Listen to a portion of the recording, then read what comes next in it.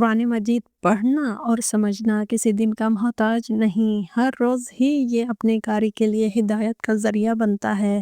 لیکن رمضان المبارک میں تلاوت قرآن کی ایک منفرد اہمیت ہے۔ مگر یہاں سوال یہ ہے کہ آپ نے رمضان میں قرآن پاک مکمل کیا، مگر وہ کام جو اللہ کو بہت پسند ہے وہ آپ کو معلوم نہ ہونے کی وجہ سے نہیں کیے، صرف قرآن پاک کو مکمل کر کے بیٹھ گئے، تو کیا یہ سوچا ہی نہیں کہ اب آگے کیا کرنا چاہیے؟ رمضان کے مقدس مہینے میں قرآن مکمل کرنا نہ صرف ایک عظیم کامیابی ہے بلکہ یہ روحانی ترقی کا اہم لمحہ بھی ہے۔ لیکن کیا آپ جانتے ہیں کہ قرآن ختم کرنے کے بعد صرف خوش ہونا کافی نہیں؟ اللہ تعالیٰ کے نزدیک ایسے 2 اعمال ہیں جو اس لمحے میں سب سے زیادہ پسند کیے جاتے ہیں، اور یہی اعمال آپ کے رمضان کے ثواب کو بڑھا سکتے ہیں۔ آج کی ویڈیو میں ہم انہی 2 اعمال پر بات کریں گے تاکہ آپ قرآن مکمل کرنے کے بعد صحیح راستے پر قدم رکھ سکیں۔ آپ سوچ رہے ہوں گے کہ یہ اعمال کون سے ہیں؟ کیا یہ صرف دعائیں ہیں یا کچھ اور بھی کرنا ضروری ہے؟ یا یہ اعمال اس وقت ہی قبول ہوں گے جب آپ تلاوت کے ساتھ کرتے ہیں؟ اور سب سے اہم سوال یہ ہے کہ قرآن مکمل ہونے کے بعد آپ کیسے یہ اعمال صحیح طریقے سے انجام دے سکتے ہیں تاکہ اللہ کے نزدیک آپ کے لیے زیادہ اجر اور محبت حاصل ہو۔ ہم ہر عمل کی وضاحت احادیث اور عملی طریقوں کے ساتھ کریں گے تاکہ آپ نہ صرف علم حاصل کریں بلکہ اسے اپنی زندگی میں بھی نافذ کر سکیں۔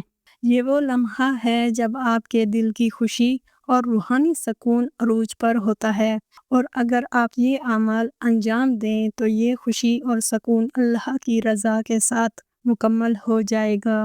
تو آئیے اس ویڈیو میں ہم جانیں وہ 2 اہم اعمال جو قرآن مکمل کرنے کے بعد لازمی کرنے چاہیے اور اللہ کے نزدیک سب سے زیادہ پسند کیے جاتے ہیں۔ بسم اللہ الرحمن الرحیم۔ السلام علیکم ورحمۃ اللہ وبرکاتہ۔ اگر ویڈیو پسند آئے تو پلیز اسے لائک ضرور کیجیے گا اور چینل کو سبسکرائب ضرور کیجیے گا تاکہ آپ کو اسلامک کنٹینٹ سے ریلیٹڈ ہماری اور ویڈیوز ملتی رہیں۔ شکریہ۔ کوئی شک نہیں کہ ماہ رمضان اور قرآن حکیم کا ایک گہرا تعلق ہے۔ یہ دونوں ابد تک ایک دوسرے سے جدا نہیں ہو سکتے۔ قرآن مجید کتاب رحمت ہے جو رمضان یعنی ماہ رحمت میں نازل ہوئی ہے۔ سورہ بقرہ میں ارشاد ہوا ہے کہ شہر رمضان الذی انزل فیہ القرآن ھدی للناس وبینات من الھدی والفرقان۔ ترجمہ: رمضان وہ مہینہ ہے کہ جس میں قرآن نازل کیا گیا، لوگوں کے لیے ہدایت بنا کر، ہدایت اور حق و باطل کے درمیان امتیاز روشن دلیلوں کے ساتھ۔ لہٰذا ماہ رمضان کا تقاضا ہے کہ اس میں کثرت سے قرآن پڑھا اور سنا جائے۔ اسی وجہ سے قرآن مجید کو 30 پاروں میں تقسیم کیا گیا ہے۔ اس لحاظ سے 30 دن میں یہ ختم کیا جا سکتا ہے۔ 7 منزلیں رکھی گئی ہیں تاکہ 7 دن میں ختم کیا جا سکے، تو جس قدر ہو سکے رمضان المبارک میں زیادہ سے زیادہ تلاوت کرنی چاہیے۔ اس مبارک ماہ میں تلاوت کرنے کی فضیلت کا اندازہ اس بات سے بھی لگایا جا سکتا ہے کہ ویسے قرآن کا ایک لفظ پڑھنے پہ 10 نیکیوں کا ثواب ملتا ہے، لیکن رمضان المبارک میں ایک لفظ کا ثواب 70 نیکیوں کے برابر ہو جاتا ہے۔ کیونکہ یہ ماہ مبارک ہمارے لیے عبادات کا خاص مرکز ہوتا ہے، اس لیے قرآن مجید کی تلاوت سے بہتر اور کیا عبادت ہو سکتی ہے۔ نبی اکرم صلی اللہ علیہ وسلم نے استقبال رمضان کا جو خطبہ شعبان کے آخر میں دیا، جسے خطبہ شعبانیہ بھی کہا جاتا ہے، اس میں فرمایا: رمضان میں جو تم ایک آیت کی تلاوت کرتے ہو وہ سال بھر میں دوسرے کسی بھی مہینے میں پڑھے جانے والے پورے قرآن کے برابر ہوتی ہے۔ قرآن کریم کس دن نازل ہوا؟ تو اس کا جواب بھی سورہ القدر میں اللہ تبارک و تعالیٰ نے دے دیا۔ اِنَّا أَنزَلْنَاهُ فِي لَيْلَةِ الْقَدْرِ۔ ترجمہ: یقیناً ہم نے اتارا ہے اس قرآن کو لیلۃ القدر میں۔ اور پھر یہ بھی ارشاد ہوتا ہے کہ لیلۃ القدر خیر من الف شہر۔ ترجمہ: لیلۃ القدر 1000 مہینوں سے افضل ہے۔ اگر صرف 1000 مہینہ دیکھا جائے تو قریباً 80 سال کا عرصہ بنتا ہے۔ اور انسان کی زندگی لگ بھگ اتنی ہی ہوتی ہے، تو اس کا معنی یہ ہوا کہ اس ایک رات میں تمام زندگی کے گناہوں کی بخشش ہو جاتی ہے، ہر عمل 1000 گنا افضل ہو جاتا ہے۔ تو قرآن مجید کی تلاوت کی کس قدر نعمتیں اور برکتیں اس ایک رات میں حاصل کی جا سکتی ہیں، اس کا اندازہ لگانا بھی مشکل ہے۔ قرآن مجید کی تلاوت اور ترجمہ پڑھنا اور پھر اس پر عمل کرنا ہی اصل ہدایت کا راستہ ہے۔ یہ کتاب برحق ہے جو اس میں لکھا ہے سے ہم نے پکڑ لینا ہے، اور جس کام سے روکا گیا ہے اسے ہم نے چھوڑنے کی کوشش کرنی ہے۔ حضرت علی علیہ السلام فرماتے ہیں، جب میں چاہتا ہوں کہ خدا سے باتیں کروں تو میں نماز پڑھتا ہوں، اور جب میں چاہتا ہوں کہ میرا رب مجھ سے باتیں کرے تو میں قرآن کی تلاوت کرتا ہوں۔ کیا ہی خوش بختی کی بات ہو کہ ہم حالت روزہ میں اپنے رب کی گفتگو سنیں اور صحیح معنوں میں اپنے قلب کو پرسکون کریں۔ ارشاد نبی صلی اللہ علیہ وآلہ وسلم ہے،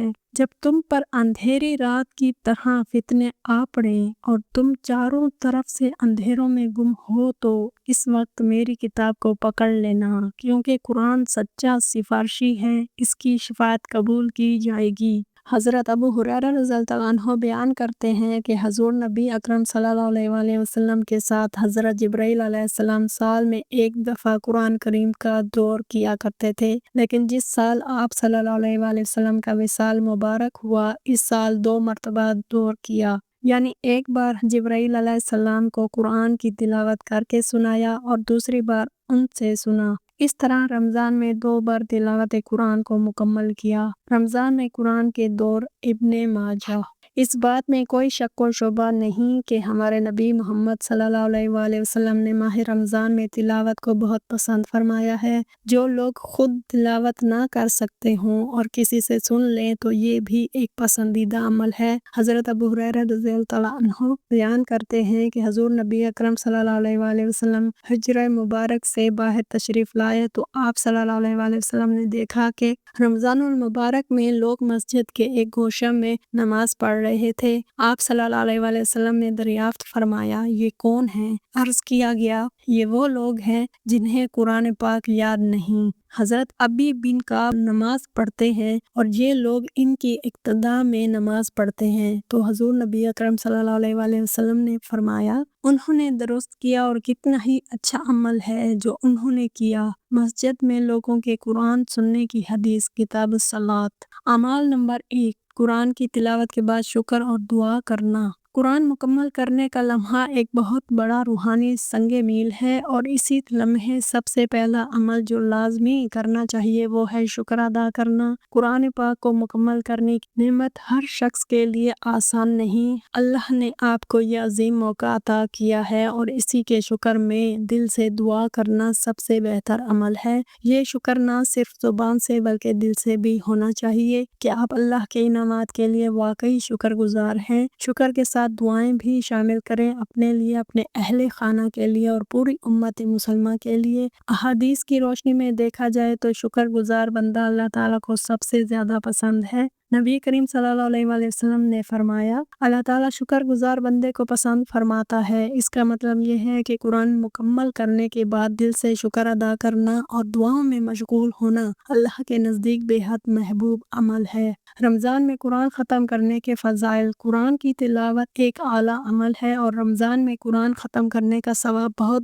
عظیم ہے۔ قرآن ختم کرنے والا وہی ہے جو نئے آغاز کے ساتھ قرآن کی تلاوت جاری رکھتا ہے، جیسے ایک سفر کرنے والا شخص جو ہر بار نئے راستے کی شروعات کرتا ہے۔ قرآن ختم کرنے کے بعد دعا کرنے کا وقت مستحب ہے، کیونکہ اس موقع پر دعائیں جلد قبول ہوتی ہیں۔ رمضان میں قرآن ختم کرنے والے کو 2 شفاعتیں حاصل ہوتی ہیں۔ قرآن کی شفاعت، روزے کی شفاعت۔ حضور صلی اللہ علیہ وآلہ وسلم نے فرمایا، روزہ اور قرآن قیامت کے دن اپنے قاری کے لیے شفاعت کریں گے۔ روزہ کہے گا، اے رب، میں نے دن کے وقت اسے خوراک اور خواہشات سے روکا، شفاعت دے۔ قرآن کہے گا، میں نے رات کو نیند سے روکا، شفاعت دے۔ یہ دونوں شفاعتیں قیامت میں جہاد کی طرح ہیں۔ جہاد تلاوت قرآن اور قیام کے ساتھ اور جہاد روزہ کے ساتھ۔ رمضان اور دیگر اوقات میں ختم قرآن کے آداب، وقت کا تعین۔ قرآن کی ختم کرنے کی مستحب اوقات میں شامل ہیں: فجر کے بعد یا سنت فجر میں، مغرب کی سنت میں، دن یا رات کے آغاز میں۔ دعا کے آداب: ختم قرآن کے بعد دعائیں مستحب ہیں۔ ابتدا میں اللہ کی حمد و ثنا، پھر قرآن اور اہل قرآن کے لیے دعا اور بعد میں اپنی حاجات کے لیے دعا کریں۔ دعا کے لیے خاص الفاظ پر پابند نہ رہیں بلکہ دل سے اور اپنی استطاعت کے مطابق دعا کریں۔ اہل خانہ کے ساتھ اگر ممکن ہو تو قرآن ختم کرنے کے وقت اہل خانہ کو جمع کریں اور سب کے لیے دعا کریں، جیسا کہ صحابی انس بن مالک رضی اللہ عنہ کیا کرتے تھے۔ روزہ کے ساتھ سلف صالحین کے نزدیک قرآن ختم کرنے کے دن روزہ رکھنا مستحب ہے، کیونکہ اس سے دعاؤں کی قبولیت کے امکانات بڑھ جاتے ہیں۔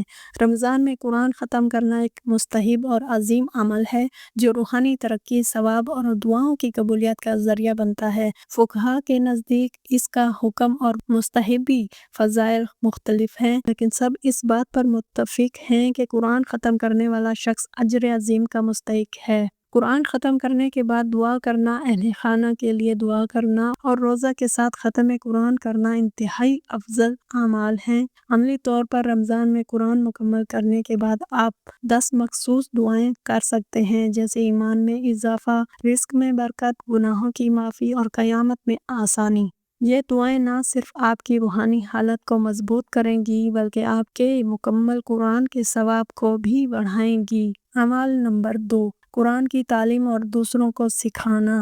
دوسرا سب سے اہم عمل قرآن مکمل ہونے کے بعد یہ ہے کہ اس علم کو دوسروں تک پہنچایا جائے۔ قرآن سیکھنا اور دوسروں کو سکھانا نہ صرف ذاتی ثواب ہے بلکہ یہ امت مسلمہ کے لیے بھی ایک عظیم خدمت ہے۔ نبی صلی اللہ علیہ وآلہ وسلم نے فرمایا، جو قرآن سکھائے یا پڑھائے اس کے لیے بہت بڑا اجر ہے۔ یعنی صرف پڑھنا کافی نہیں بلکہ دوسروں کو پڑھانا اور سکھانا بھی بہت بڑا ثواب ہے۔ عملی طور پر آپ چھوٹے گروپس میں بچوں یا بالغوں کو پڑھا سکتے ہیں، آن لائن کلاسز رکھ سکتے ہیں یا اپنے گھر میں بچوں کو قرآن کی تعلیم دے سکتے ہیں۔ اس عمل کے روحانی اور معاشرتی فوائد بھی بہت ہیں۔ یہ علم کو پھیلانے میں مدد دیتا ہے، معاشرے میں مثبت تبدیلی لاتا ہے اور آپ کی اپنی روحانی ترقی کا ذریعہ بنتا ہے۔